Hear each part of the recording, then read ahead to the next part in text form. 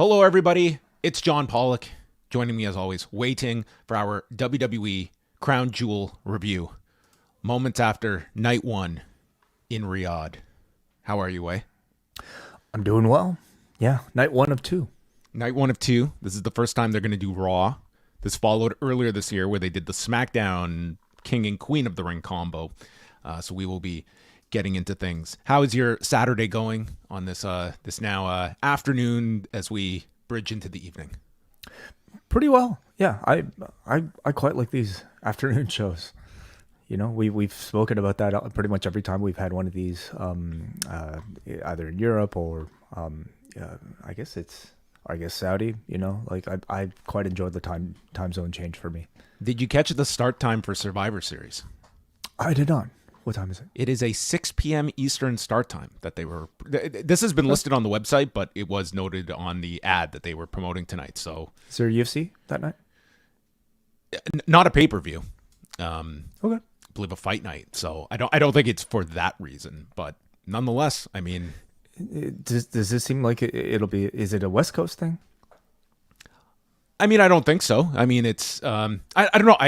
I could try and ask and find out what the reasoning is for this. I believe it's just a one-off because I believe the Royal Rumble is advertised back at 7 p.m., which seemed to be the new start time that pretty much all the North American events have been following, save for this Survivor Series, which one would think Survivor Series might just end up being a longer show, that we might still have the usual start time for us. But that's 4 weeks from now. We're going to get into Crown Jewel. I do want to make note off the top that over the last week or so, we did have Karim Zidane on Pollock and Thurston, and we did section that off. It is up on the Post Wrestling YouTube channel. You can check out that, as well as last week's edition of Pollock and Thurston, talking about really just the continued involvement of Saudi Arabia beyond professional wrestling, but also as it has extended significantly its investment into boxing, into mixed martial arts, and pro wrestling being one of the centerpieces of its combat sports strategies, which for the sake of this argument, we'll consider pro wrestling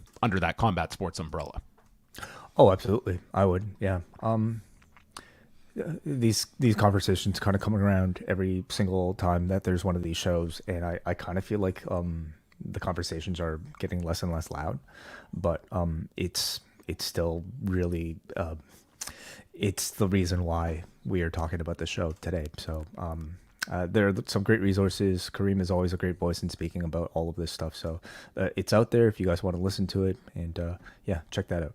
Yeah, and we will get into the pre-show and main show where a lot of this stuff does pop up. But we're going to rewind to Friday where several WWE cuts were announced. We had Indy Hartwell and Tegan Knox, who have been released from their deals, and then Baron Corbin, whose contract is set to expire, and they're not renewing it. So three names here. Interestingly enough, we were just talking about Indy Hartwell the other day, that of all this time, she got the call-up when she was hurt, and that seemed to be where she was finally gaining a bit of a buzz for herself at the NXT level. Like, she did have the Dexter Lumis story, but then winning the NXT Women's title, she gets hurt, and they do the call-up.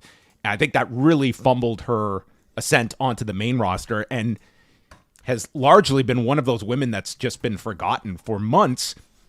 Ironically, just given a story attached with Candice LeRae and Nia Jax, and even because SmackDown was taped last week, wrestled on Friday's SmackDown hours after this announcement of her release.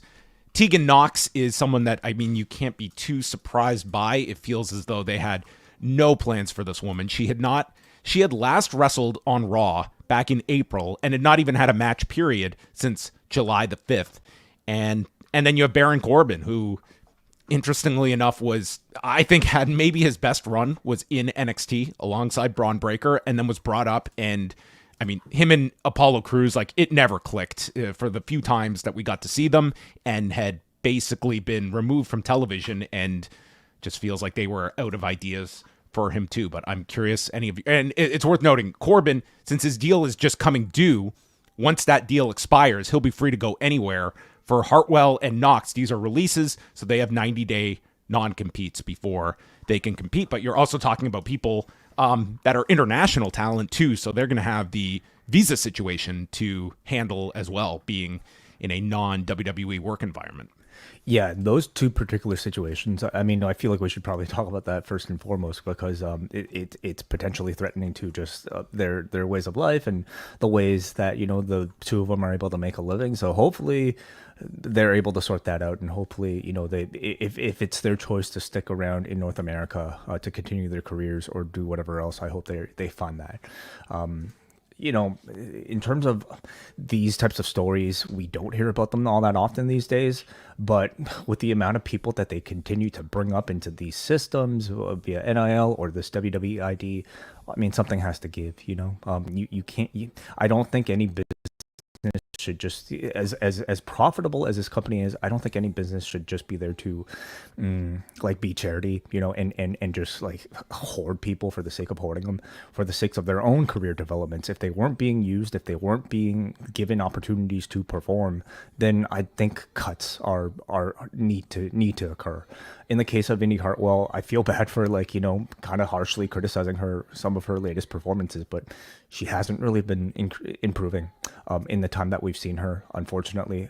In ring, when the waters are getting deeper and deeper and deeper in terms of athleticism and just like ability and charisma, unfortunately, in the time that she was on TV, and you can argue she wasn't given the right opportunities, but in the times that she has been given an opportunity, I think you can argue that she hasn't really been developing on the way that others may have.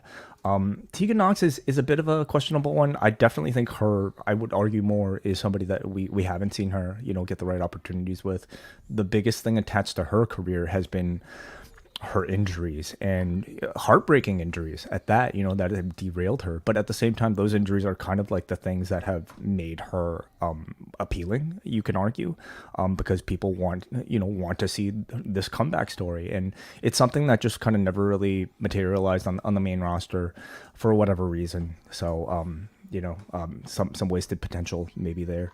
And with Baron Corbin, the person who I think has achieved the most, certainly among this group, but I think you could see a clear shift in maybe the Levesque era and how they might have seen him and his potential versus maybe how a Vince McMahon might have seen a Baron Corbin. Any thoughts on any of them yourself? I think that Baron Corbin, as much as we talk about talent that have the most, I would say like residual fan resentment from the Vince McMahon last number of years. We look at Austin Theory as someone that kind of had to wear that after Vince left.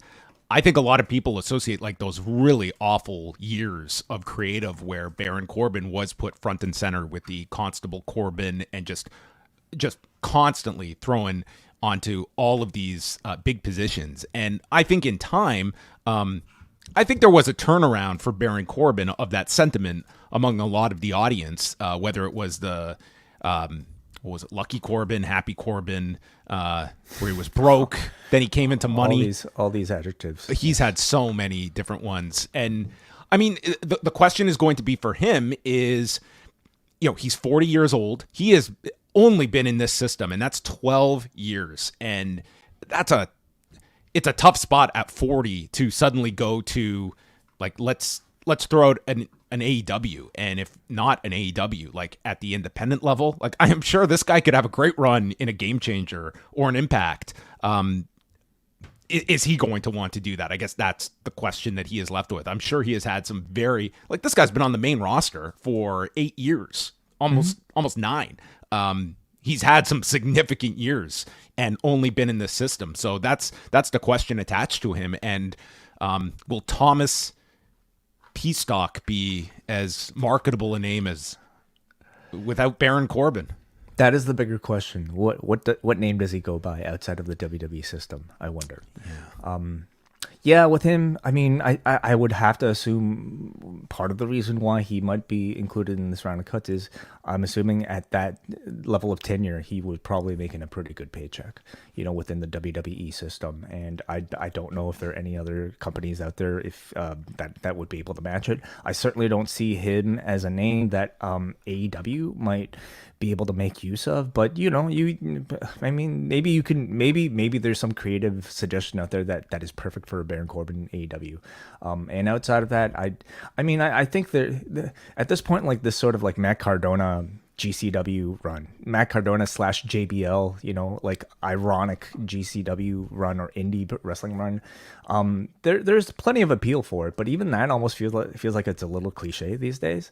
But that said, let's also give some credit to Matt Cardona that there have been many of these performers that we have made that suggestion of that they could emulate, and how many have? Like Matt Cardona created a lane for himself. He's become he has done very well for himself, but like I just throw out a name, and Nick Nemeth. I would not call him. He has not been a bust since leaving WWE, but he's not that name that is just sweeping the independents and has become this massive star outside of WWE. That's even like in the independent world. Like he's doing fine in Impact. He's a very good performer, but I think it also does shine a light on like Matt Cardona was like timing help, but this guy also had like a pretty good sense of what was going to work at this level and really attacking it, because you do have to attack the independents, and it's a very big transition when you're only brought up in a WWE system where so many of these aspects of the business are taken care of for you, and like you are your own boss and kind of carving your own like you are your creative, you are all of those things. The wins and the losses all come down on your plate. And even that scene is you can argue pretty crowded now, like not just forget AEW being too crowded. Even the indies might be a little too crowded for your ex-WWE names, so that, who really is your difference maker? Corbin has never really made a name for himself as this great in-ring worker that you could see getting that sort of demand for indie promotions that might put more of an emphasis on it. But again, like people can this guy might have a lucha run in him, Baron Corbin. Maybe CMLL, Triple A. Maybe does he join JBL? Maybe he's JBL's foreign investment partner, perhaps. Listen, there are creative opportunities out there for somebody like him. So we'll see if he takes advantage or if he just instead chooses to do something else. That's it. That's JBL's monetary advisor, Bit Corbin. Okay. Yes. Okay. Also tonight on the SEC network, Bill Goldberg was on, and he was asked about his recent appearance at Bad Blood and what is going to be next for Bill Goldberg. We saw you, Bill, go back and forth at a WWE event last month in Atlanta. Any chance of a last match? I wanted to be there with my family and relax and have a good time. But you know what? Here's the deal. And here's the news of the day. The news of the day is, per 3 executives, Nick Khan, Chris Legento, and Paul Levesque, in 2025, Goldberg's having his retirement match. Let's go! So I think we know who the subject or the victim, probably the front runner right now. We know who it is. Victim, 100%. But 2025, Goldberg makes his retirement match. Can't wait. Bro. Yeah, I got a couple months to get ready. No date, no time. So we'll see. Stay tuned. So there you have Bill Goldberg citing 3 sources. Very, very strong reporting from Bill Goldberg. Bill Goldberg's retirement presented by Nick Khan, Chris Legento, and Paul Levesque, as he mentioned there. So yeah, you cannot obviously see the visual there, but they had highlights of him getting involved with Gunther, who I guess is alluded to as that retirement opponent, and you can add him to the list of retirees in 2025/26 is going to be the years of the retirement, with the farewell to Cena, the farewell to Tanahashi, and we'll squeeze Meiko Satomura, and then Goldberg is going to do a farewell match on top of it. Yeah. Now, does this mean that it'll only just be that one Gunther match that'll be on his agenda for the year?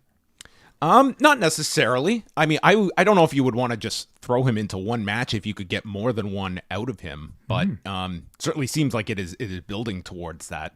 And they are eyeing 2025, so that would seem that anything like a Saturday night's main event would probably be. Well, again, it does sound as though they're building up to one big match, but the one thing with Goldberg is that when he does these matches, like he really does go all in on the training, and it's like he is vocalized like it's a lot on him to get prepared for these matches, and it's a lot harder to play Bill Goldberg at 60 than it was at 35. Certainly, yeah. But like given I think the character, given I think what we've seen of him even recently, I think he could pull it off. I mean, really, he just needs a good 5-minute sprint, doesn't he? And that's kind of all we are looking for out of a Bill Goldberg retirement match. We want to just see him like do the big entrance from the back, come out full of intensity, maybe a bit of blood on his forehead after knocking himself out on the locker backstage, spear, jackhammer, like growls. That's kind of all I want to see, So, I hope he could pull that off. Yeah, let's not age him too much. He turns 58 in December, so not. So, what are you saying? He's just getting started? Could be. I mean, maybe he could have seen 60 if he wanted to push it, but yeah, that was added there. So, I mean, the other factor is just like a lot of these irons in the fire that WWE has for its 2025. And I don't think a Goldberg retirement match is insignificant either, especially if you're looking like, I don't even know if a WrestleMania necessarily needs that, but one of these other shows like that becomes a big focus. Especially if you could do it in somewhere like in Atlanta or somewhere of significance. That I could see it being a Saudi show. It could very well. He's kind of had much of his Saudi career, like post whatever you want to call these few years in Saudi Arabia. So yeah. And I mean, the timing of announcing this today as well that they had, I mean, that could very well be something that they do next year. All right, those are the news and notes that we're going to go through because we do have the event to get through from Riyadh at Mohammed Abdo Arena that they constantly referred to as a sellout, although not giving any numbers. The pre-show, and I did go... So the building is advertised to hold, what, 20,000, 22,000, something like that? Yeah, but they never gave any number. They just constantly referred to it as a sellout. The pre-show was very interesting. There were several interesting notes on this. We had Michael Cole, Corey Graves, and Big E on the panel, and there were interviews throughout the show with Seth Rollins, with LA Knight, and there was one with Kevin Owens where he's interviewed by Kathy Kelly, and he mentions that earlier in the week during a promotional appearance, they went out on dune buggies into the desert, and Kelly was in the same dune buggy as Kevin Owens, and they ended up flipping 3 times.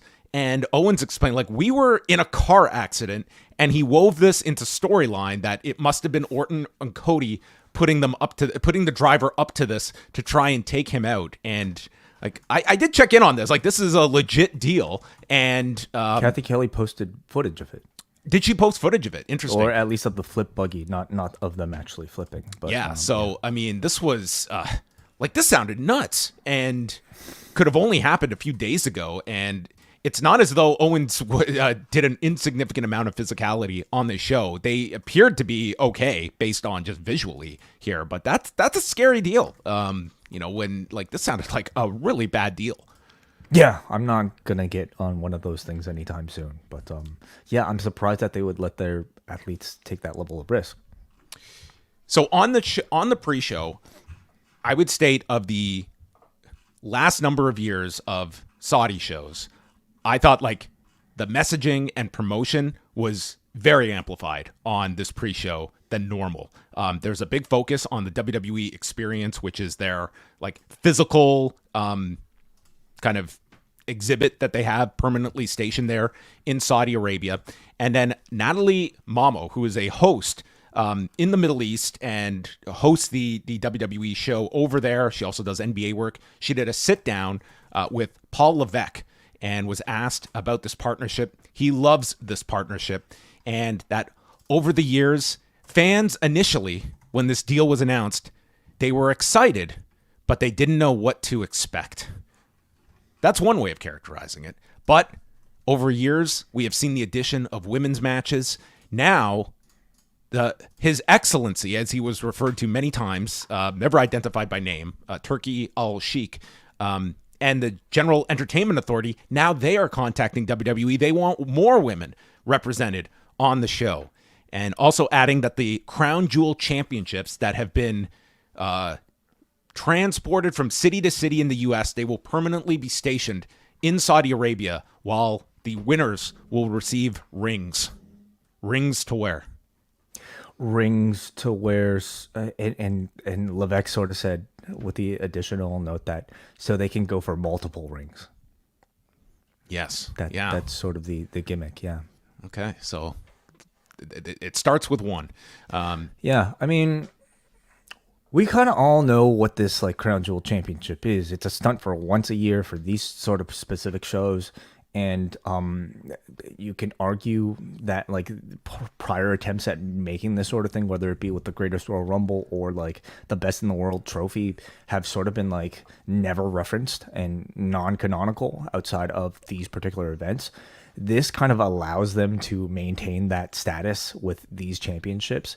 We'll see how much they reference it, but like they're certainly not going to be carrying these giant monstrosities of belts, but they can hold on to these rings, which are much more manageable to carry around.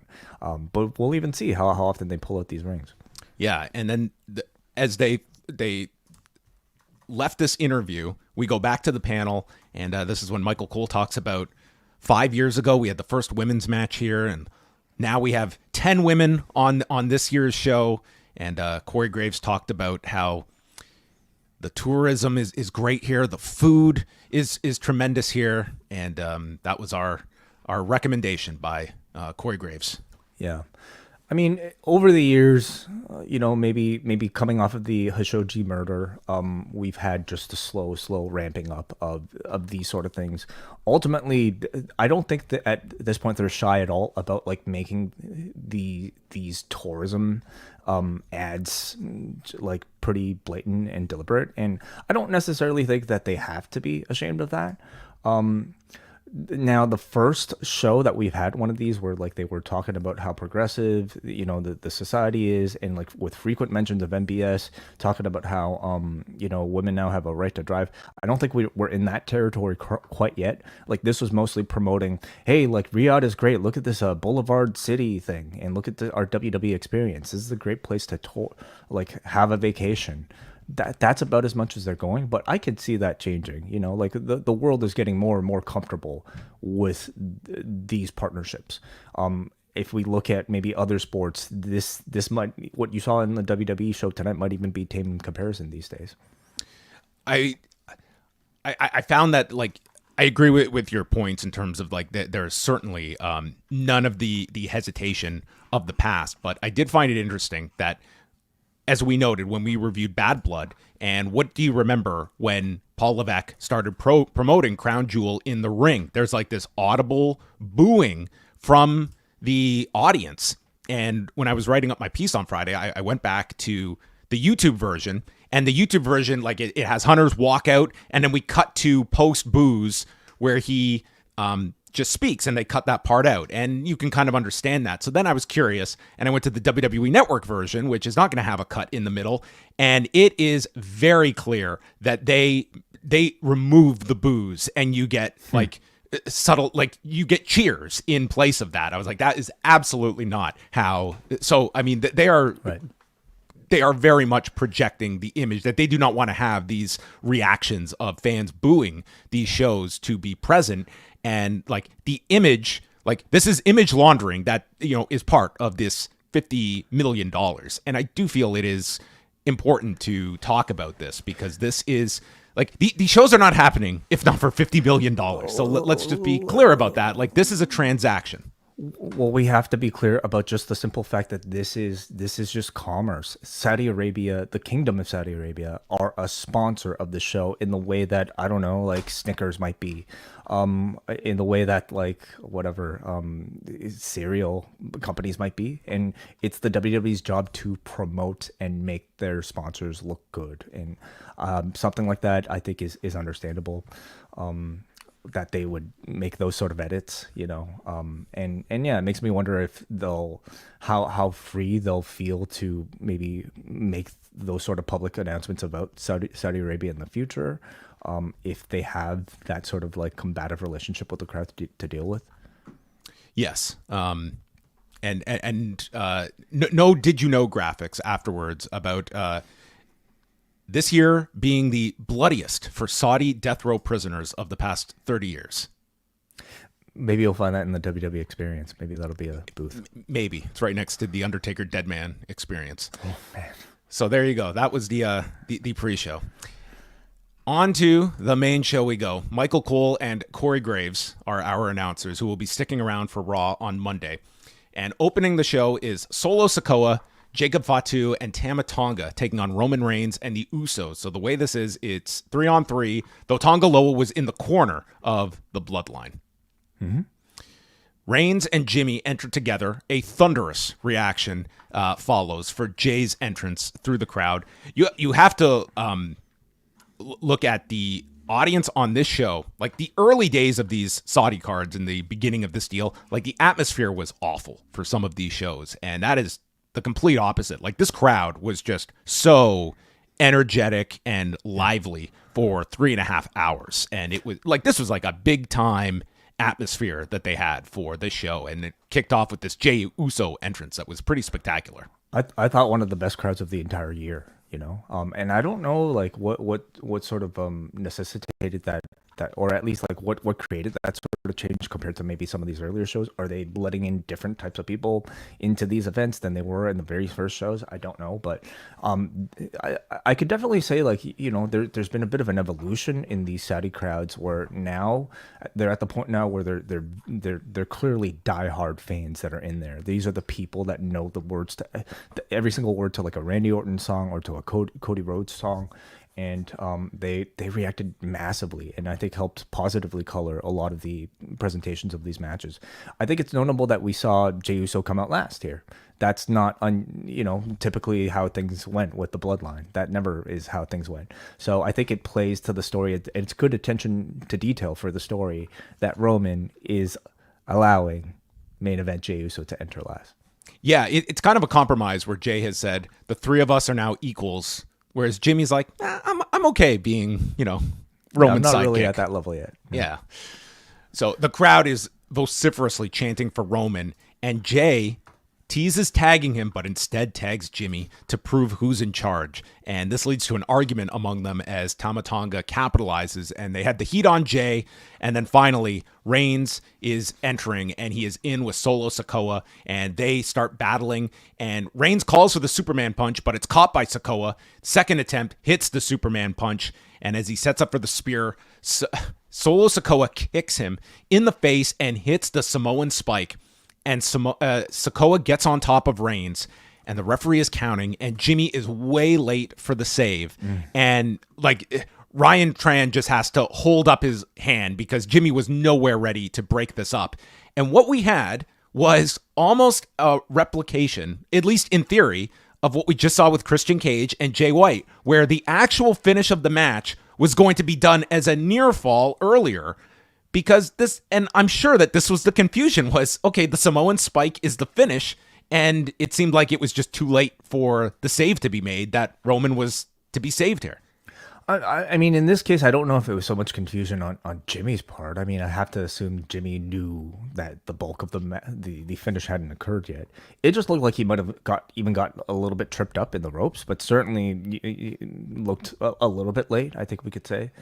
It's a lot late. This looked a lot late. A lot late, yeah. And this was an extremely forgiving crowd because 90% of crowds would just so heavily boo this spot. Like we don't get "you fucked up" chants anymore, but we definitely get audible boos when it's a clear like mistiming on a kick out. I would say like it did take the crowd down a notch though coming off of this, because I think it at least dampened a lot of the maybe rising momentum, heading like building up throughout this match. This was a big fuck up, unfortunately, and you always feel bad for the referee in these situations, but like the edict or whatever unofficially is that refs should count as if they were legitimate. What the fuck was this referee supposed to do in this situation? Okay, this is Roman Reigns. All right, in the main event, he would have gotten heat if not like okay. So if he didn't count it, I'm sure maybe he's getting. In this case, it actually is like had he just counted it legit, it was actually what the finish was. So I mean, it's rare that happens. But you'd be counting Roman eating one Samoan spike rather than Roman eating a totality of 3 Samoan spikes, which would have had him chewed out maybe from other people. Like maybe Roman would have been really mad at that. So this guy Ryan Tran really had nothing, like a split-second decision to make, and you can't really fault him for doing either one. The referee is always in like the unenviable spot where he's either going to be the fall guy in any situation, no matter what you do. So then they try and get things back on track here. Jay and Fatu square off. There's super kicks sending Jacob out of the ring. And then Jay goes for a suicide dive. It's caught, and Fatu headbutts him, and that's about the last we see of Jay. And there's a Superman punch to Sikoa. Then Reigns throws Tonga Loa into the ring, landing on poor referee Ryan Train, who's just having a hell of a night. And Reigns gets struck by Fatu, hit by the springboard moonsault, and then there is a dive by Fatu onto both Usos on the floor, and Reigns, selling the effects of the moonsault, gets hit with 2 follow-up Samoan spikes, and Solo pins Roman at 16 minutes and 35 seconds. So it ends up being the finish that was teased several minutes earlier and giving a dominant win for the Bloodline. We'll get to the post-match after. I did not think this was a very... it was an engaging match for the audience. It had a lot of star power, but in terms of a match, I mean, this did almost nothing for me. I just found it to be very slow, very much just reliant on a lot of just signature spots, teases of altercations, and I was not impressed with this match. I feel like that sort of review is very reminiscent of many of these Bloodline story heavy types of matches, in particular like ones that revolve around Solo Sikoa, who I think to this point has still yet to really find a captivating in-ring style as a lead to maybe make these matches a lot more compelling. But that said, I always tend to weigh more on the match's success based off of the crowd reactions. And, while the match was nothing spectacular, I mean, they got some great reactions for every single character, every single interaction, I would say, in this match. When a crowd is really this into the story, I don't think you need to be all that fancy with some of the wrestling.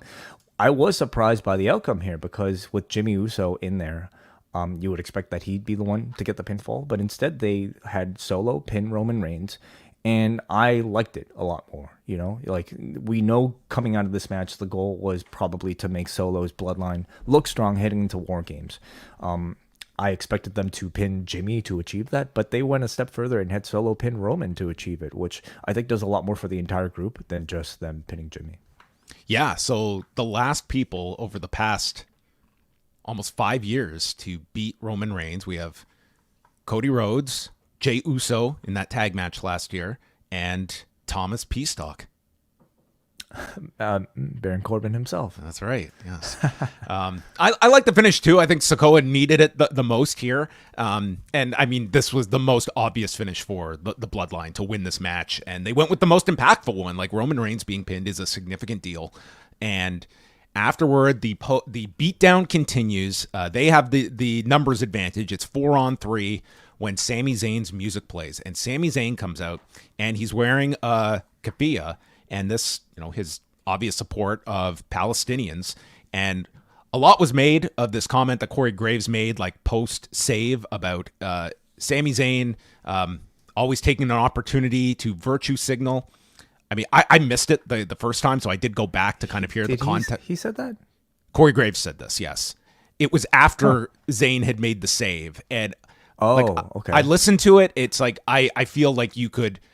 If you want to believe that it was in reference to what Sami Zayn was wearing, like you can make that argument. I think you could also have the plausible deniability that he was trying to refer to the character and how he was virtue signaling here. But Graves just does not at all seem like the type to like be that bold on commentary, like to make sometimes. I mean, like there's times he lets his feelings through. Listen, however you interpret it is how you did. But this was a big deal to people. Like I did see comments about it. That's why I went back to like hear it myself because I missed it in the moment when the line was uttered. But interesting. There is a political statement here, of course. But Zayn is out and he comes in and they do this long pause as he's eyeing Solo Sikoa. And they did this really well where Solo extends the arms for a hug. Sami then extends his arms, and as he goes to hug Sikoa, turns it into an exploder. I really like the way they tease this coming off the conversation in the car on Raw and attacks them, joins with, assists Reigns and the Usos, but then with Solo Sikoa surrounded by the four, they have him cornered, and Zayn and Reigns run at Solo for a dual Superman punch / haluva kick. Sikoa gets out of the way, if I had a dime for every time my attacks have been thwarted by this same misdirection and they clobber one another. This was as well timed as you could for, if you were laying this out to someone, there's like, this could look so goofy, and maybe it did a little bit. But anyway, Zayn nails Reigns. So Reigns and Zayn are not on the same page here. Jimmy is upset with Zayn, and Zayn just storms off on his own and leaves. So you're not doing the united front of these four, but that is, you have 4 weeks to get there. No, there's a lot more storytelling and a lot more TV time that they need to fill before we get there. Yeah, I mean, the timing on that particular spot at the very end with the friendly fire, I mean, I would say they got about maybe 85% of the way there. You know, it's really, really difficult to time. Very tough. The replays, don't worry, we'll clean it up perfectly and you'll make it, you know, it'll be seamless. Something I really loved about all this. I mean, this is Roman Reigns now. Not only did he take the pinfall in this match, he also was the one laid out by Sami Zayn at the end of this. And they have this wonderful over-the-shoulder shot of Roman looking completely down in the dumps, reflecting, of course, the Cody Rhodes WrestleMania 39 moment where Roman was in the background and Cody was, you know, this is the story of the hero at his lowest. And it wonderfully sets up, you know, I think Roman Reigns' eventual comeback and return to regaining the tribal chief role. So in terms of storytelling, I think they did a great job overall with all of this. They did a great job of like, you know, emphasizing Jey Uso's ascent to now feeling like somewhat of an equal to Roman Reigns, and they also showed Roman now kind of being at his lowest. So they have 4 weeks to go. I'm looking forward to all of that storytelling, because anytime this new Bloodline the original Bloodline are together, it's magic. It is. And of course we got Paul Heyman probably somewhere out there as well. This in total took up like the first hour of the event. It was this was only like a 16.5-minute match, but it was like 2 Eastern by the time this was all concluded. It was only 16 minutes? Yeah. This was the second longest match on the show. We're talking about just like opening videos and the intro to the show. The entrances on this show were so lengthy. I mean, they really add up to eat such a chunk out of this. Like, these were not, like, basically we had 6 matches on the show and a big angle with Orton and Owens, and this was nearly 3.5 hours. So this is when I texted you and was like, this is going to be a really long show, and we might be going late. Bianca Belair and Jade Cargill against Lash Legend and Jakara Jackson, Piper Niven and Chelsea Green, and Io Sky and Kairi Sane for the women's tag titles. So some of the outfits here, Belair and Jade were in these sequined outfits. Jackson was auditioning for the role of Mystique. And then we had, you know, we have come a long way from the overnight sleepover shirts. Oh my God. Like, you look back and you wonder, like, why... Oh man, what sort of direction and what sort of like rules they were up against that we had to live through that. When, listen, like, I don't exactly know how to comment on this, because on the one hand, like, we know these are restrictions, but at the same time, I admire the creativity that like the seamstresses and the costume designers have put into making these outfits feel special, and like they're actually like maybe even a featured part of like these particular shows. They make these women look incredible, you know, and they're all distinct.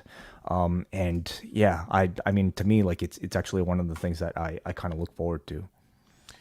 So the match begins, and you know, they're clearly positioning Jade Cargill and Lash Legend as the big athletic powerhouses of the 8, and they got towards this on SmackDown and continued it here of teasing interaction between them. But in between, we had Sane hoists Sky overhead, sending her into the corner, and this was our first slip on the top rope, as she just had to like reset. And it was interesting because it was like the identical spot later with LA Knight where he slipped in the exact same place in that particular corner. Belair hit a blockbuster to Niven off the top, and then Lash ends up pump kicking Belair. Jade then enters with Lash, and they exchange blows, and Jade lands her pump kick. Then we had Chelsea Green. She climbs to the top, teasing a moonsault to the floor. but then she climbs down to the bottom turnbuckle, then to the apron, and she just can't do it and gets caught by Niven. And I thought this was a great spot for Chelsea Green, who should not be doing Oriharas to the floor for her character. Sane then climbs and hits the insane elbow onto Niven and Green, followed by a moonsault from Io to the floor. Jackson then comes off the shoulders of Lash with a high cross, and this crowd's going bonkers for this. Belair clotheslines Lash. Everyone is on the floor, and then Green backs up into the ring, into Jaded. Damage Control makes the save. Now, for all the complaints I always see about the tag matches in AEW and the referees, there was no tags going on. This was just full out tornado tag rules at this point in the match, and I'm not even complaining. It was better because of it, but let's not have a double standard here. Chelsea was the legal person, though. I think that she tagged Niven, who had just tagged out, and at one point the announcers were even confused on who the legal person was, and at this point they kind of just threw it out because all 8 were just in there exchanging stuff. Lash then hoists Sane in the air to send her for a sit-out powerbomb by Jackson, but she comes up short, and Sane just comes down and cradles her neck. Corey Graves goes nuts. That's the best move I've ever seen. I don't know if that's the best move that Sane has ever taken. Codebreaker and senton combo by Green and Niven, and then Jade stops the Unprettier, slams Green in place as Piper is climbing the ropes and inadvertently hits her partner with a Vader bomb. That too can happen in the fog of war. And Jade then lifts Niven onto her shoulders for a doomsday device, Belair pinning Niven in 12 minutes. Match had its some awkward moments, but I have to say the crowd was really into this, and I did not have gigantic hopes for this match, and I thought this overachieved for what I saw going into it, and this crowd really elevated this one as well. They built up to several big high spots, and I think overall, hiccups included, I thought this was entertaining for the 12 minutes they had. I agree. I thought it was a very ambitious match. There were a lot of spots that required precision involving multiple women, and not all of it was perfect. But all in all, I found it to be a very consistently entertaining match that did a good job of keeping up this very high level of pace while finding something to do for all 8 women involved. I thought everybody was given pretty good focus. I love how much reverence they give Io and Bianca's amazing chemistry together. They're almost promoting this as one of the signature rivalries of at least this modern division, and they should. Their athletic chemistry together is maybe the best among anybody in the women's division right now. But I got to talk about Jakara Jackson and Lash Legend. It is crazy how much new experience that they've given these two in a very short amount of time.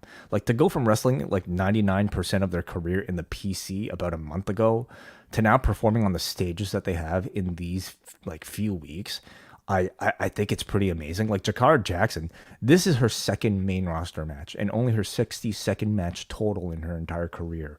So they're clearly impressed enough with their abilities to handle these type of high pressure situations that they keep putting them into these sort of opportunities. And I think we could say that they've done well. I don't think they've been tasked to do quite a bit in ring on live television in front of big crowds, and there haven't really been any sort of big notable screw ups.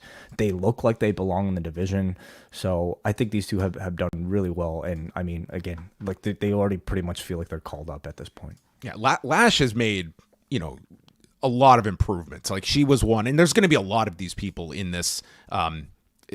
When you're recruiting these athletes and they're on television so early, there's ones that she was not ready for television. And when you have a national audience that is seeing you having your first matches and you're not clicking and you're not picking this up, that's a hole you have to kind of dig yourself out from. And I think Lash, she is not the top of the food chain, but I think those improvements are very noteworthy, and they're coming at a time when more and more people are now seeing her. And more importantly, I think charismatically, they feel like they kind of already have that, that part lined up. So yeah, we'll see if they get an official call up sometime soon, but I expect it pretty quickly. Seth Rollins and Bronson Reed followed.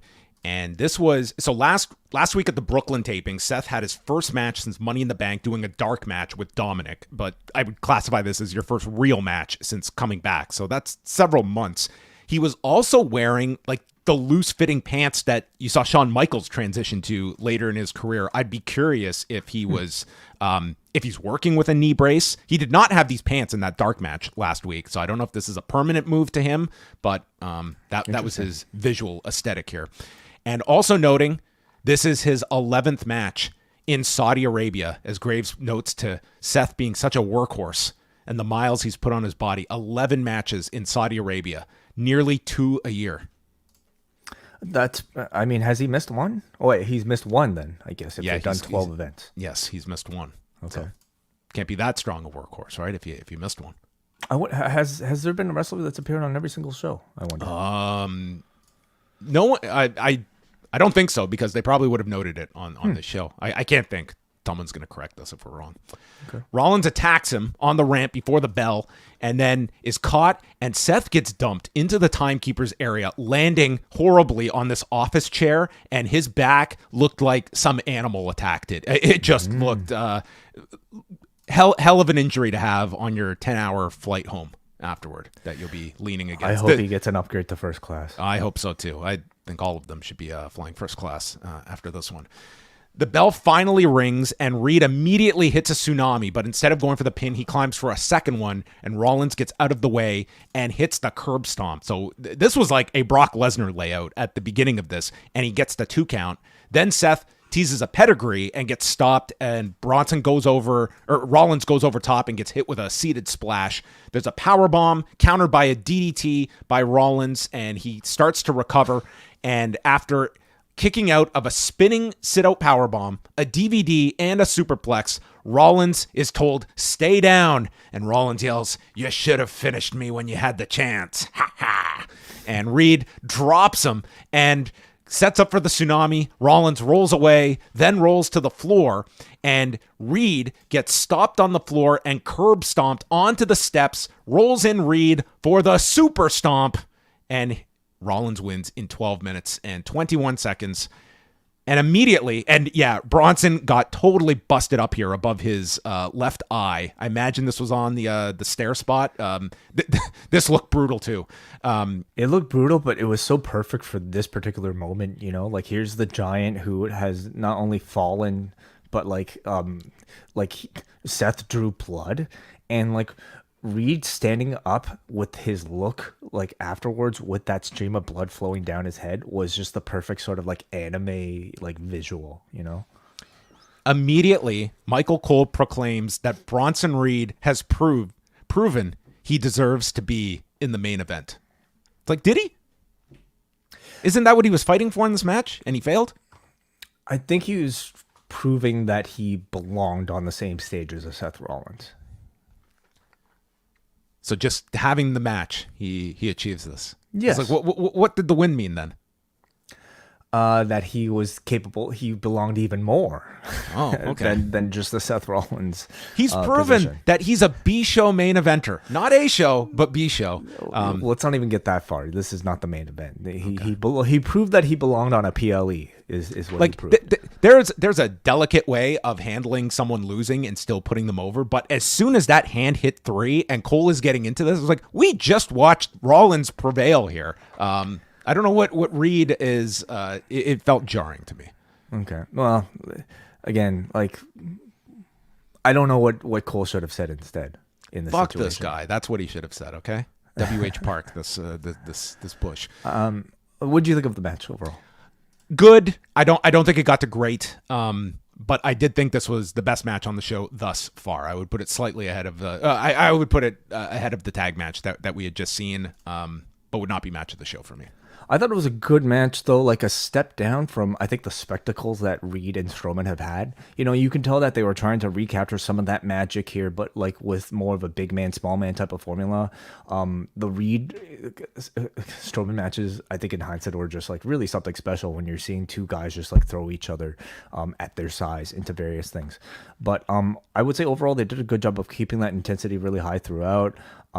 I think Rollins kind of needed that win in order to get revenge for that big beatdown that started all of this, and gets him into this number one contenders match that we'll get into that's happening on Monday. True. Did you get the sense that this feud in some way was continuing, just kind of given this like exchange of looks between the two, or was this more just like Reed showing that you didn't kill me? You know? If Rollins is not going for the title next, which I have a hard time imagining he would be, I could see them running this one back. That seems to be a lot of the formula, is that the guy gets the win, but the guy you're ultimately pushing then gets his win back. And are you not aware that we have a best of 10, best of X, series going on right now? This is just the beginning. Yeah. Also, yes, people mentioning the MF Doom attire from Bronson Reed. MF Doom died 4 years ago on October 31st, so I think that was probably the reason for that. Yeah, this was Corey Graves actually noted that in the commentary, so he was on top of that one. Nia Jax and Liv Morgan, our first Crown Jewel Championship match, which, the important facts: 3,273 embedded stones, 50 carats of diamonds, 250 total carat weight, and all emeralds are Australian crystals. So for all of these people that are upset about Indy Hartwell being cut, do know WWE does care about Australia. Right. Okay. Do you think that these are legitimate stats? Would WWE lie about stats on its promotional material? Well, I'm not sure. I have no way of fact checking this, so I would have no idea. None of this means anything to me. I don't even know what embedded stones versus non-embedded stones would appear to be. Embedded, I guess, just means that they're stuck on. Yeah. That these performers get to look at this thing and then leave it here in the country and go home with a ring that's probably made out of plastic. I would say all our funding went into these belts. Yeah. We don't have a budget for rings. Embossed steel, maybe. Yeah. We do have looks at the rings if you're curious about that. Oh, I would love to see them afterwards. Okay. They also recapped Rhea Ripley's orbital bone injury that was legitimate, and they wrote her off on NXT this past Tuesday, and showing the X-ray of that. So Ripley to miss probably a significant period of time, as this orbital bone injuries are awful. Terrible from those that I've heard from that have had to recover from these. No, it's never good timing to get injured. In her case, though, this might be good timing. Like, just hopefully it gets her in before WrestleMania season, and just kind of like it makes the audience miss her that much more before she can come back and reclaim the championship from Liv. I would think Rumble would be your optimistic viewpoint that she could come back for. That's February 1st. So that would give you 3 months of recovery from an injury of this level.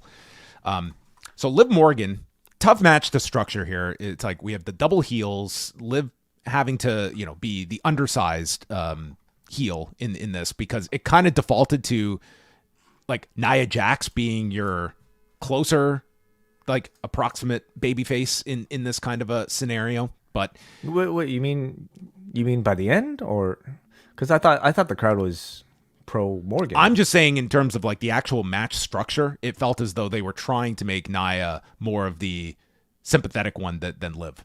Interesting. You didn't take it that way? I kind of had the opposite read, just because of the well, then it tells you how difficult this was to structure, of however you want to take this.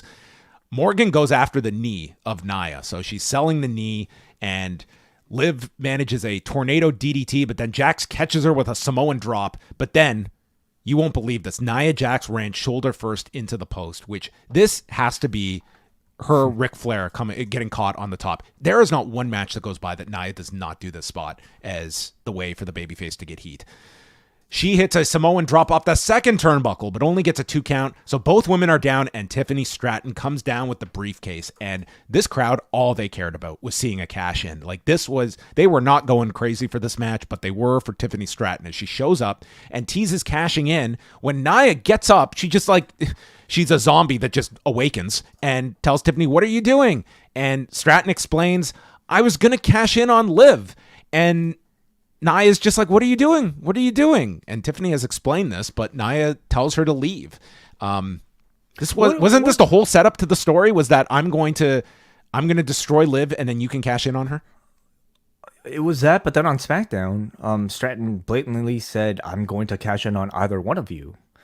So I don't exactly know like what Nia was so surprised by in all of this. Like I thought her reaction tonight was almost completely negligent of any of the storytelling that we saw prior to it. They went with the assumption no one watched the taped edition of SmackDown last night. Yeah, they did. They were like, you know what? There's no rewind to SmackDown for these people to catch up on. Why even reference it in our story? Of course. So Liv turns a Samoan drop into a crucifix bomb, gets a 2 count, and Stratton, who has been sent up the ramp, pauses and then returns. So the whole crowd, they cheer as she returns, teases the cash in, but now Raquel Rodriguez shows up, going after Stratton's briefcase. Then Raquel snaps Jax on the rope into a code breaker for a big near fall. Dominic appears, and then Raquel and Liv confront Stratton and are attacked from behind by Jax, and then Nia hits the leg drop, calls for the Annihilator. When Dominic slides the briefcase in, the referee runs toward the briefcase to make sure the briefcase is okay. And this allows Raquel to knock Nia off the turnbuckle, setting up Oblivion as Liv wins in 8 minutes and 14 seconds of a match that I just was totally checked out from. I did not think the wrestling was very good in this. I didn't think the dynamic worked, and then they just overbooked the hell out of it, and that's all this crowd cared about, was seeing a cash in. And I just felt this was more like a means to an end to get out of this. I honestly thought this was the weakest match on the show. I agree with that. I thought that, like we were talking about the women's matches, I thought the tag match was far better than what this was. I thought this match was pretty messy. It was already a tough dynamic having these two heels face off with each other, but I think they were trying their best to navigate that with like the size differences. I wouldn't say even before the Tiffany Stratton cash in that they got to a very high level in terms of like just not at all engagement. And then by the time Tiffany got in, I thought all of that was so groan inducing and almost too blatant. You know, like with these cash-ins, to me, the excitement is like when somebody rushes in and there's just this urgency to like see if they can find their perfect opportunity. This one just kind of felt like it was like Stratton lingering, you know, and it just didn't really like have that sort of heightened level of like intensity at all. And Nia, I thought, looked really dumb for just allowing all of this to happen, even though like the entire build up into this point was like Stratton warning, Nia, that this was about to happen. And then just like a really messy rush towards what ultimately was a distraction finish. So very unsatisfying pretty much on all those fronts. The booking, it surprised me, like I guess I would have anticipated the Nia Jax winning it, but they let Morgan have it using Raquel and Dom as sort of like her X factors to help her achieve the win. And I don't dislike it at all, especially coming off of the Rhea injury. This might be arguably a better use of the Crown Jewel gimmick to give to her just to kind of supercharge her status. Whereas Nia winning, I mean, she's already just the big heel beating the smaller heel, and I don't know if it would have necessarily added so much to Nia's aura, but maybe for Liv it does a bit more. Yeah, because as we learned during the promo on SmackDown, Liv now holding 3 championships with the Crown Jewel Championship, the women's title, and Dominic. Sure, yeah. Which is what the women are fighting over. Dominic is the overall championship that they are. Oh, is this the ring? Right. Look at this thing. That's pretty big. Ring. It's like it's a big ring. How many embedded diamonds do you see there? Hard for me to tell in this blurry photo, but yeah, I anticipate a lot. Yeah. Also coming out of this, like it seems as though you would have Nia and Raquel having some issue coming out of this, and maybe we're just like in the absence of Rhea that you're just gonna forego the brand split, while like it's not like Nia has any opponents built up for her, and you did this finish that Nia should not just go back to SmackDown and have no follow up to this. Well, maybe Nick Aldis and Adam Pearce can work something out. Maybe they'll reach a settlement over an angle that is going to be coming up at the end of this one. So Randy Orton and Kevin Owens is supposed to be next. Kevin Owens comes out in his Cowboy Bob Orton shirt as he's recovering from his dune buggy accident that they never, I believe, brought up on the show, but it was referenced by Owens in his promo on the pre-show. And Randy Orton took about an hour to make his entrance as the crowd is singing along to his song. And Owens ends up attacking him with a chair before the bell rings. They fight to the floor. He's dumped on the desk, and then Owens kicks at Orton's knee, continues to use the chair until referee Eddie Arango grabs the chair, leading to Owens stunning the ref. Orton takes the chair. He starts using it while limping, and Cole notes the match has been waved off. It will not happen tonight. Owens strikes down Jamie Noble, and then coming to rip the chair away in his return to Saudi Arabia after things went so well the first time, Sean Daivari, who left Greatest Royal Rumble getting death threats for, a simple feel-good angle involving Saudi Arabian and Iranian tension, making his return here to the country, rips the chair away from Orton. He's thrown into the post, and then a draping DDT is executed to Owens when Pierce and Aldis enter, and the big spot is Randy hitting an RKO to Adam Pierce, and someone they protect extremely, as we were just talking about on Wednesday with your authority figures. It's very rare that they have Adam Pierce or Aldis they've done nothing physical with, and this is a rare instance with Pierce, so I imagine this was done for a significant purpose. And it was brought up the fact that the last time Randy Orton paid his fine, he paid it double for the next time as well, so he might be covered for this one. Oh, that's right. Yes. And then they brawl into the crowd. They were not done yet, and the big spot was Owens leaping off a barricade, putting Orton through the table with an elbow drop. So you didn't get the match, but it's not like they didn't give you quite a bit here. And I guess extending this to follow up with this match at a future date.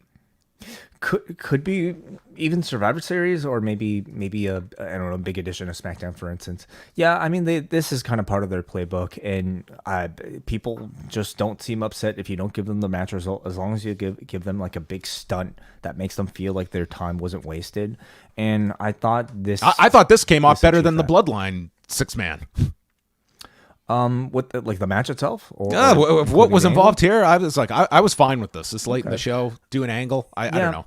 I can understand in the pay-per-view era that people like if this was a big advertised match that you feel ripped off from. I don't have that feeling in this current environment, and extending it, and you gave people a big spot, and I didn't have any issue. There's really nothing at stake like in this match. I think it was just more of a heated feud that you just kind of wanted to see two guys like fight each other for, and this appropriately escalated it, and we'll see what level of fines both men get.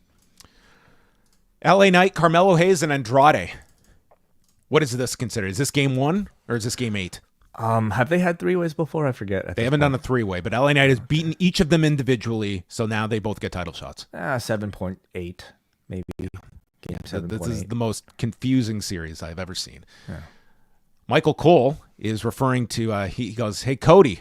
And Corey corrects him. He's like, "I'm Corey." And Cole's like, "Man, I've had a rough night with names. I called Jade Cargill Cora Jade on the pre-show." I mean, guy's just throwing out his mistakes all night. So the match begins. Knight is sent out of the ring as Andrade climbs and teases diving onto Hayes, but instead does an Orihara moonsault to LA Knight on the floor. This looks spectacular. Awesome. With the rotation he got. Hayes follows with a Tope Con Hero. Crowd was very hot for this. And then they just came up with various 3-way spots. Hayes blocked the blunt force trauma with the handstand, sending Knight into a spinning elbow from Andrade. And then Hayes suplexes Andrade on top of Knight, going for the double pin. Andrade hits the Destroyer, which, I mean, we have pretty much got to the point, this has no country of origin anymore. Like, the Destroyer has just been taken away, Well, I mean, is a Boston crab, does that have to be? It's not the crab. We don't have the German suplex, it's just the suplex. Gotcha. You're saying there's no more Canadian Destroyer. It's just a Destroyer. It's true. I mean, there are a lot of syllables, maybe. Yeah, well. Yeah, it's not fair. I feel slighted. I do feel slighted. Yeah. And it's one of our few contributions. They line up Hayes and Knight as Knight comes off the top turnbuckle with his double elbow drop. He goes for a pinfall on each of the men, and there are kickouts. Andrade and Hayes then fight on top, and then LA Knight goes to leap to the top. Kurt Angle smoothness, this was not. He slips, same spot as I mentioned with Io Sky, but just repositions himself and completes the move. And then we just get into a sequence here as Hayes goes for nothing but net, Knight kicks out, and then the finish. Hayes goes for La Mystica onto Andrade, and in mid-rotation, the blunt force trauma is hit to Hayes. Very well executed finish, and Hayes eats the fall from LA Knight at 9 minutes and 8 seconds. I thought these two, all three of them, I thought this worked out really well overall. Like, I thought they had a lot of creative spots. I watched this and I could totally see Andrade and Hayes ending up as a tag team at some point, as we joked about, because I thought they worked really well in some tandem spots here. And I don't see much for them beyond this in terms of a singles capacity. And I think LA Knight, like, he's like, this guy is not the world's greatest in-ring talent, but in a three-way like this with Andrade and Hayes, I thought like he had his moments minus the slip. This was one much like the women's tag match where my expectations were not that big, but I would say like these two met them. I keep saying two. Well, I don't know what that means, John, because I kind of think that, to me, that is sort of the point of that I'm going to make, is that, yes, it was a really excellent match.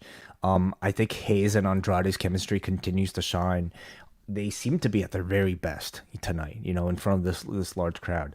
Knight, on the other hand, just kind of feels like he's playing catch up at times, at least in the body of this match. But they did come up with a really nice out of nowhere BFT for him at the end. He is the star and the lone babyface in all of this, so that alone I think was enough to like give him like a significant role. But I kind of feel like in ring he got a little bit outclassed by the other two here. Oh, he was the clear number 3 in this match. Like, there was no argument there, and that's LA Knight. Like, this guy's. Is that how you want to present your baby face? Listen, that's the story on LA Knight. Like, here's a guy that's like he's very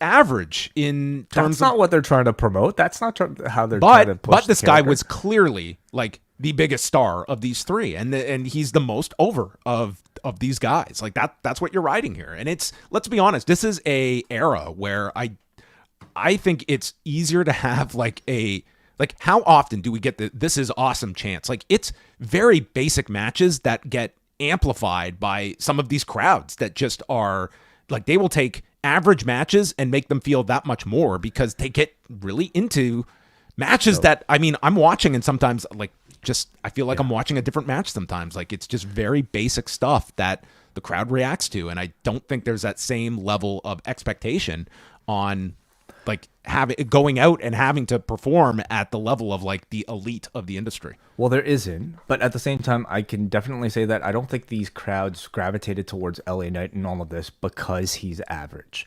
There's something exceptional about his level of charisma or just like whatever he's able to present that others don't have. And I don't necessarily think that was showcased well in this feud with Hayes and Andrade. What did we see in the lead up to this? It was LA Knight putting on a referee shirt and just interrupting a really great match that these two other guys have. Like, what they're trying to present here is that Andrade and Hayes are great wrestlers and LA Knight is not. And he's so not a great wrestler that he's just there to like kind of ruin great wrestling. And I don't think that's the impression that you want to give tonight. At the same time, I don't think this feud has done a whole lot for Andrade and Hayes. Like, this result only reaffirms that they are mid-card guys underneath an LA Knight. So by the end of this, I guess I question how much anybody's ever like really gained from this particular feud. And it just kind of feels like it's a way to like get Hayes and Andrade a pay-per-view slot. It carries Knight through another season before he finally faces like the guy that he's going to drop his title to. But all in all, I don't know if this was the best use of all three of them. Well, I enjoyed the match for what it was. I'm not the biggest proponent of LA Knight, but I think this guy has a great appeal, and I think that carries him significantly. I think that is he needs the right opponent. Certainly, like, the matches are the least impressive part of his of what he has. I think that's a fair assessment. They announced the post show coming up after the show, which would include the Crown Jewel Championship ceremony, which is we have not been following along with, but that was taking place on no press conference. They didn't promote any press conference. It was just this championship ceremony that they were going to be doing. And then Raw will have a number 1 contenders match with Seth Rollins, Damian Priest, Dominic, and Sheamus for the next contender to Gunther. And that is who is next, taking on Cody Rhodes in our final match of the evening for the Crown Jewel Championship. And so this felt very much like I'm curious Wai's thoughts, because he has been critical of some of the Okada style building of a match, and that's what this match kind of felt like. It had its DNA in, like, very slow, methodical start. Cody is trying to wrestle with Gunther, but Man, this audience, they could have just exchanged sleeper holds for 20 minutes, and I think this audience would have been losing its mind. Like, they were just into everything. And it gave you, like, this big match type of feel. And it was like they knew they had this crowd from the second this bell rang. And it's just simple stuff. Like, Cody goes for a bionic elbow. It's stopped with this giant chop, and everyone gasps. And Cody gets his back driven into the apron, so he's selling the back throughout most of the match. Then the crowd starts singing Olay, as Cole notes they're clearly trying to egg on Gunther by reminding him of his last loss, which was to Sami Zayn back in at WrestleMania in April. So then he starts working on the arm of Cody. Again, like, this is just very slow build for what was going to be kind of the final stretch. The crowd starts chanting for Dusty after Cody finally hits the bionic elbow, and then Gunther avoids a disaster kick, applying the crab, the Massachusetts crab, and then goes into a sleeper. They are very aggressively trying to get this sleeper across as the most deadliest submission in the company. And then Germans Cody, and we go back to the sleeper, and this is where Corey Graves compares it to when Nate Diaz submitted Conor McGregor. And Cody breaks free, hits the crossroads, both men are down, and then Gunther gets to his feet first, hits the power bomb, and starts playing around with Cody, slapping him, mocking him, and Cody stands up, fires back at him, and hits another crossroads. Gunther kicks out and then tries for a third crossroads, which is stopped by the snapmare, and Cody scales to the top, thankfully in another corner, so there was no slip here, goes for the super Cody cutter, but is caught in the sleeper, so Cody rotates back, landing on top and catching Gunther for the 3 count around 23 minutes, and Cody is your crown jewel champion. And Gunther goes up to Cody, shakes the man's hand while also appearing to give him a lecture. And they note that, like, he looked very aggressive with this handshake. And Cole notes that, these are 2 great captains that we have on Raw and SmackDown. And then we have Levesque in with various Saudi officials and Liv Morgan too, as they all pose with their 5,000-pound championships. And we got about $5 million of pyro going off in the background as we complete the company's most lucrative day of the year, coupled only by the other day of the year that they run in Saudi Arabia.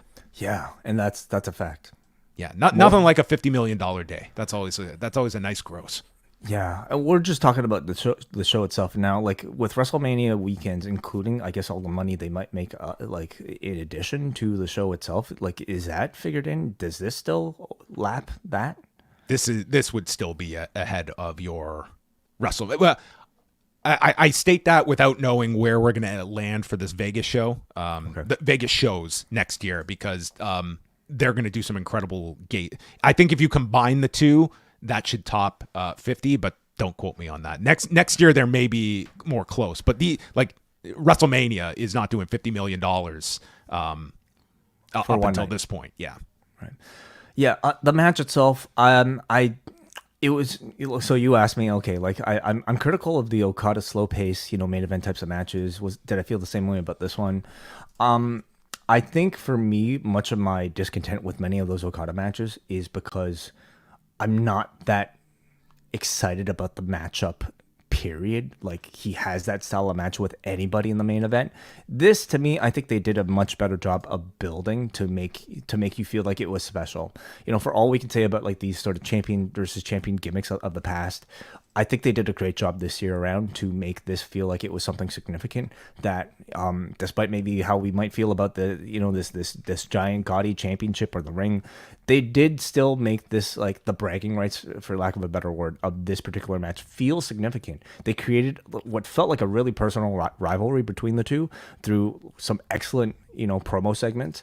And I think that accounts for a whole lot. And when you have the type of reaction that you got tonight, a slow pace is a good way to go. Like, it lets the crowd take center stage and lets them provide the content of the match and the entertainment value of the match.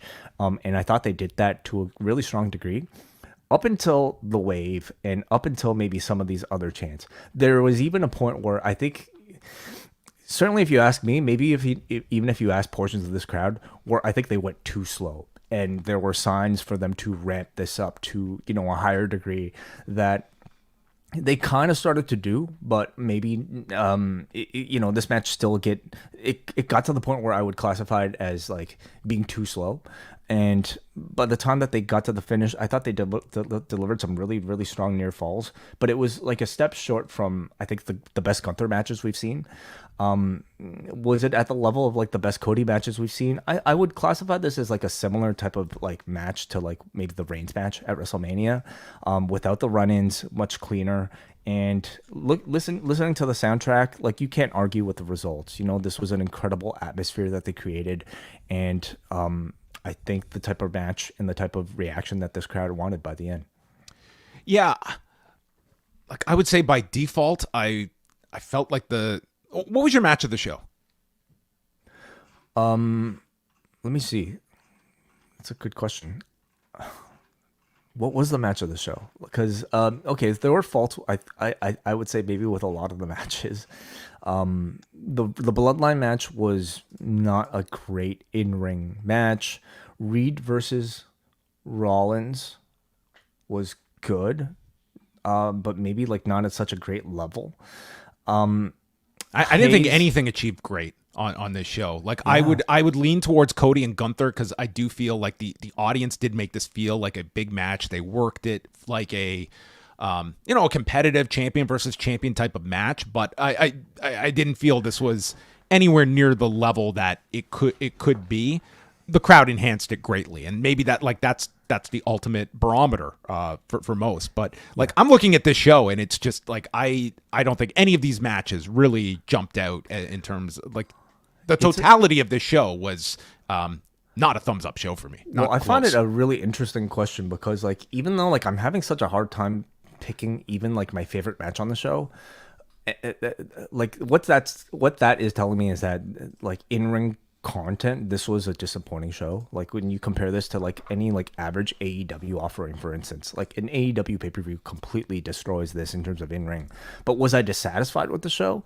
No, not really. Like I kind of enjoyed it because of the atmosphere that was attached to a lot of these shows. I think like most of the matches gave you like good, like significant storyline like results or just like narrative, like I think advancement in the form of like Sami Zayn now being fully attached into this Bloodline story. You have, I guess, like results in both of these Crown Jewel championship matches. Big stunt with like what is it, Owens and Orton. So like I felt like I saw a satisfying pay-per-view, but in terms of in-ring content, definitely on the lower end of any modern WWE offering. All right. I've got about 15 minutes, so let us do calls and feedback. If I have to jump out, Wai will complete the rest of the show. Yeah, we invite all of our patrons to call in on these pay-per-view reviews. We also take calls every single Friday on our Rewind to SmackDown shows exclusively in the Post Wrestling Cafe. If any of you guys want to jump in right now, you have the link in the show description. Apologize to YouTube members. I actually forgot to send the link to you, so I will do that right now. But we don't have any calls at this moment, so let's go to forum.postwrestling.com instead. We're going to start off with Jeremy in Texas, who writes, I can't say I had Roman Reigns taking the pin on my Crown Jewel bingo card today. Does anyone play Crown Jewel bingo? There's a drinking game somewhere, I'm sure. I'm interested to see if getting pinned by Solo humbles the Roman Reigns character moving forward. With Sami showing up at the end, it's fairly obvious where we're heading for Survivor Series. The journey should be fun. The women's Crown Jewel match seemed clunky. Having two heels in it did not help. Some may be disappointed to see Gunther lose the men's Crown Jewel title match, but the rare Gunther loss further establishes his arrogance as his flaw. The broadcast really pushed Gunther, wanting to make Cody pass out from the sleeper. The sudden pin also doesn't really hurt Gunther, in my opinion. Who is footing the bill for these rings if they are actually what they say they are? Certainly doesn't seem like cost synergy. These Saudi Arabia shows are what they are. It was fine, but these shows always seem to feel like they are missing something. Who's footing the bill for these rings? I mean, I think it barely puts a dent in the amount of money that they're actually making for these shows. So it might be in the budget. I would also contend that maybe these aren't legitimately what they say that these things are. No way. Come on. Why? Like, what? There's no point in creating that sort of liability, right? Like, why would you want? Like, think of the insurance headache that like Liv Morgan and Cody Rhodes would have to go through just to kind of own these things. Yeah, what if they end up in a pawn shop in Buffalo? Oh, that'd be awful. All right, let's go to one more piece of feedback before we go to our call. Let's go to Annie, who says, I thought this was a decent show. I can't say the first 4 matches particularly took me, but I didn't think they were awful either. The Kevin Owens, Randy Orton angle was good for what it was, but I hope Owens eventually gets a win over Orton. The US 3-way was very good. The main event, however, was outstanding and a nice chapter between these two, which left me wanting more. In my opinion, it further cements Cody as the clear frontrunner for Flair Thez this year when you couple his success at the box office with excellent performances in the ring and on the mic. Which direction are you guys leaning at the moment for the Flair Thez? For Wrestler of the Year, Cody has a very strong argument. Very strong. Who's in contention this year, really? Besides it's Cody. I still feel like you are going to have votes for Ospreay. I think for sure he'll win most outstanding, but he's not company champion. You can argue he's not leading. Yeah, like that's going to be the argument against him. It's a combination of both. Like Cody should be the front runner this year. I think he is the strongest candidate, but it's an interesting year. Like how many years have you seen of someone like a Will Ospreay that will get support from people when you're looking at all of it? Yeah. All right, let's go to our one phone call here, and this comes to us from Hansi. Hey, Hansi, welcome to the show. What's going on? I just finished it because I didn't get to watch it live. I'm never really looking for again some of the angles got me invested a little bit, but I never really look forward to these shows really. You know what I mean? So it's never really mandatory watching for me when it comes to the day of. But I thought I had the same sentiment as you guys in the sense that I didn't think anything was super great. I think the women's tag team match exceeded my expectations. I actually think there's better recently because again the tag team division in WWE has always kind of been cursed. It feels like there's a little bit more direction, more so than the actual main women's title programs. You know what I mean? I'm not really hyped up for the storylines involving the women's champion with Liv and Nia. And I don't really see. I know Tiffany's getting cheered, but I don't really see her as that baby face. I actually think it. I wish Chelsea Green would be in that position more so than Tiffany. I think more people would be behind Chelsea. I just think Chelsea has been really, really, really good especially the last couple of weeks. Like her and Niven running in on NXT, that was the most aggressive stuff that Chelsea was doing, and I wish we saw more of that on the main roster. But I think Chelsea is the person that I believe should be pushed, if that makes sense. No, I totally agree with that. Let's go take us back to Money in the Bank in Toronto and Chelsea Green winning the briefcase that night. And putting her into this role with Nia Jax as just sort of this sort of servant who legitimately would be scared of Nia, while at the same time being entertaining enough that she would gain the crowd's appeal. I think that would be a much more successful formula for this type of character that they have for Stratton. But Stratton had a lot of momentum heading into Money in the Bank. She had an incredible first half of this year that I can say that they haven't really capitalized on. I've not been digging this thing that she's been building with Nia, and I think she has a lot of ways to go before she could be billed as a successful babyface champion or would be successor to Nia Jax. But let's see if they can get there. And and before I go, I just say that I like the Cody and Gunther match. It just I think Gunther needed it more, but I listen, it's a title that's not really going to mean anything anyways, but I would prefer Gunther just keep the momentum going because I think his title, his stature need to be uplifted more than Cody because Cody already beat Roman Reigns, right? So that's just it. And with the Sami Zayn and Corey Graves thing, I saw a lot of complaints about that. I also I guess it was more subtle on Raw, but I even picked up because again, this I'll summarize it real quickly. There is a contingent of people that think the Palestine issue is a one single issue that needs to be determined. And on Monday, Sammy said to Jay, he goes, "You don't need to pick a side. You can just walk away." I thought that was more of a political statement that, considering what Sammy represents and all that, I thought that was more a political. I thought it was just in my head, but now with Corey bringing that up, I just thought, it doesn't surprise me because I believe that eventually, with the way things are going, that with politics, and it's going to be injected into every form of entertainment, especially when you have a lot of companies aligning with Saudi Arabia government and all that kind of stuff. So I'm not surprised that they're injecting this kind of stuff in there. Even if people want to think that it was ad-lib by Corey, I think whenever they put something on air like that, I think it's always determined to now get more discourse going with the entertainment dollar. It's just my personal opinion, but I'll leave you guys with that, man. But thanks for recapping the show, man. I was listening while watching, man. You guys did a good job, and I appreciate the shows this past week, man. Peace out. Have a good weekend, Hansi. Thank Appreciate you. it. Yeah, I think there was definitely discourse about that. I don't know how prevalent that you would want to assign like WWE that is necessarily courting this attention.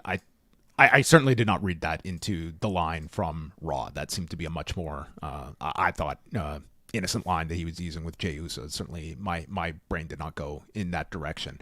But yep, that was one of like the observations many people had of Corey Graves, and how you interpret it. You can listen to the context for yourself and decide how you want to take that comment.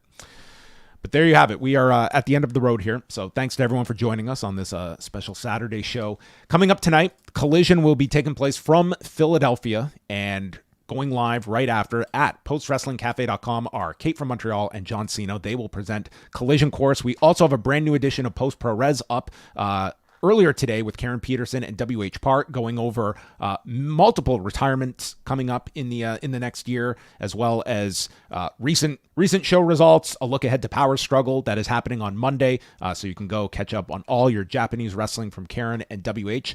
And then Sunday, we've got the end of Agatha All Along. That's right, yeah. A special season finale edition of MCU Later. Joining Rich and WH for a special double episode review will be Nate Milton, who is about to do double duty this week. That's right. We have got him for the back-to-back appearances on MCU Later, and joining me Monday night as Wai Ting will be off on assignment. So Nate will join me as we will be going through Raw from Saudi Arabia. So look forward to that on Monday. And in a quick glance, we have released our schedule for November up on the Post Wrestling Cafe. Some of the highlights this month: we will have coverage of both Power Struggle and New Japan and Stardom's historic crossover 2 event, plus 2 editions of Rewind Away. We are going to review what can only be described as a just an atrocity to filmmaking, Death Warrior, featuring the likes of Quentin Rampage Jackson, George St. Pierre, Rashad Evans, Mauro Ranallo, and Keith, the Dean of Mean Jardine. And we are making Brandon sit in on this review for us, as he has made this choice. We will probably hold this against him by the end of it. And then at the end of the month, TNA Turning Point 2009, a very apropos title, as this was their last pay-per-view before the addition of Hulk Hogan and Eric Bischoff, as the company went through its turning point at the end of 2009.